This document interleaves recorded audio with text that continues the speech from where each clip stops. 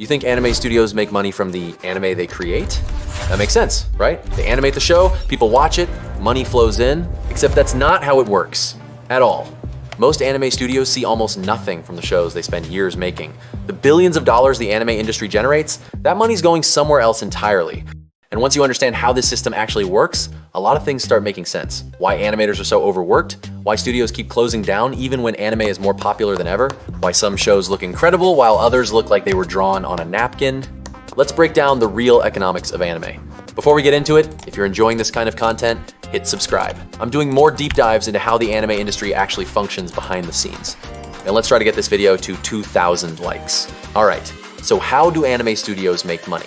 To answer that, we need to talk about something called the production committee system. And it's honestly kind of messed up.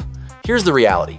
When you watch an anime, the studio that animated it doesn't own it. They don't own the characters, they don't own the story, they don't own anything.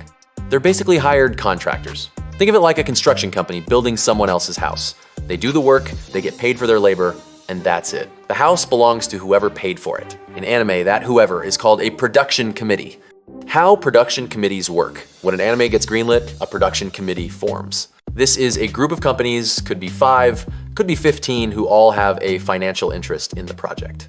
You've got the manga publisher who wants to boost manga sales, streaming services like Crunchyroll or Netflix who want exclusive content, toy companies who want characters they can turn into figures, music labels who want to sell soundtracks, advertising agencies, sometimes even snack food companies. All these companies pool money together to fund the anime's production, and in return, they each get a slice of the profits based on how much they invested. The studio animating the show, they're not on the committee. They're hired by the committee to do the actual work of making the anime. That's a crucial difference. What this actually means. So let's say Demon Slayer makes $10 billion in merchandise sales. And it did, by the way.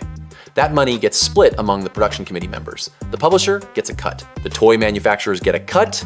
The streaming platforms get their piece. The studio that spent 2 years animating it, they already got paid their flat fee up front. They don't see a single yen of that merchandise money. Not one. Same thing with international licensing. When Crunchyroll pays millions for streaming rights, that money goes to the production committee. The studio already got their paycheck months ago. It's like if you painted the Mona Lisa, sold it for $100 million, but you only got paid $50 for the hours you spent painting it. That's how anime studios operate. Okay, so studios get paid a flat production fee. How much are we talking? The average anime episode costs somewhere between $100,000 to $300,000 to produce. Depends on the show's quality, the studio's reputation, the complexity of the animation. A show like Demon Slayer or Jujutsu Kaisen, probably on the higher end. Some seasonal show nobody remembers, lower end. The production committee pays the studio slightly more than what it costs to actually make the episode. The studio's profit margin is usually around 5% to 10% if everything goes perfectly. So on a $200,000 episode, the studio might make $10,000 to $20,000 profit. For an entire 12-episode season, that's maybe $120,000 to $240,000 profit total. That's not a lot.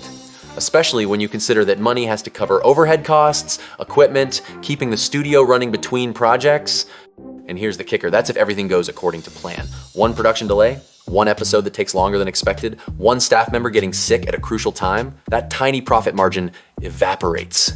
Studios can actually lose money on anime they produce if the schedule falls apart. And schedules fall apart constantly because the industry runs on impossible deadlines. This is why you'll sometimes see studios literally begging fans to buy Blu-rays on Twitter. They're not joking around, they're genuinely struggling to break even. Why the system exists. Now, you might be wondering, why does this system exist? Why would studios agree to such terrible terms? Because anime is expensive and risky. A single season can cost millions to produce. If it flops, that's a massive loss. No single company wants to take that entire risk alone, so they spread it. Multiple companies invest smaller amounts, and if it fails, no one company gets destroyed. If it succeeds, everyone makes money. Well, everyone except the studio. They got their flat fee either way. So how do some studios actually thrive? Simple. They get themselves onto the production committee. Kyoto Animation does this. Instead of just being hired contractors, they invest their own money into productions. That makes them part owners of the anime they create. When a KyoAni show makes money from merchandise, they get a percentage. Blu-ray sales, they profit. International streaming deals, they see that money. This is why Kyoto Animation can afford to pay their animators actual salaries instead of piecework rates. why they can take their time with production schedules, why their shows consistently look incredible. They're not just making anime, they're investing in it. And when it pays off, they actually benefit. Another way studios make real money? Creating original anime instead of adapting existing manga or light novels.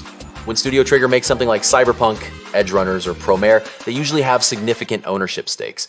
If it becomes a hit, they're not just collecting a flat fee, they're actually profiting from its success. The risk is way higher though. If an original anime flops, the studio can lose everything. That's why most studios stick to safer adaptation work even though the pay is worse. But the ones willing to take that risk, they're the ones that can break out of the cycle. Most studios survive by juggling multiple projects simultaneously.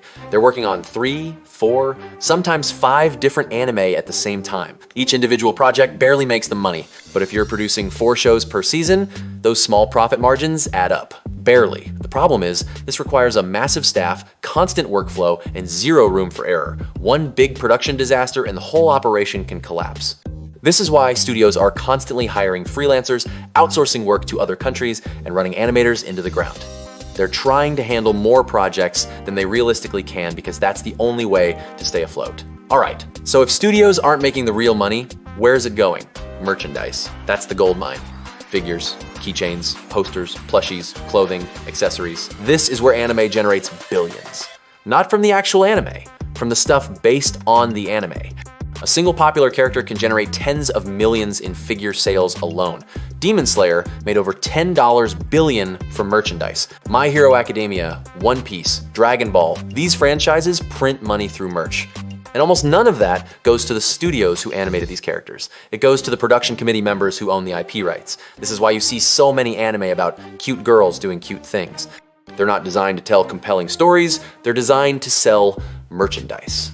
A cute character with a memorable design can be turned into dozens of different products. Figures in different outfits, seasonal variants, chibi versions, Nendoroids, keychains, body pillows, if you're into that.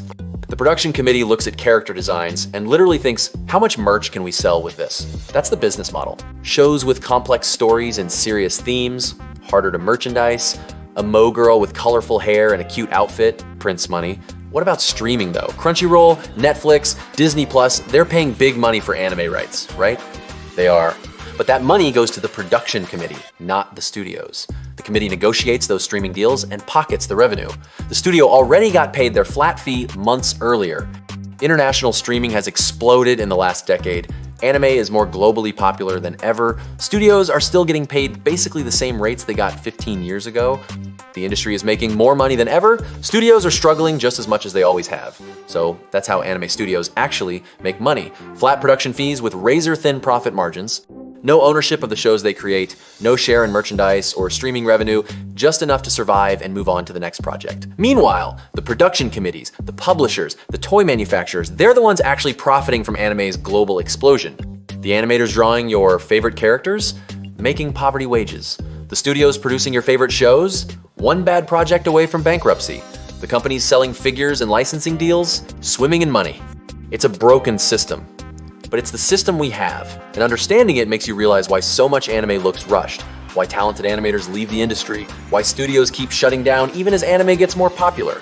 Drop a like if you learned something from this, comment which studio you think deserves way more money than they're getting, and subscribe if you want more deep dives into how this industry actually works.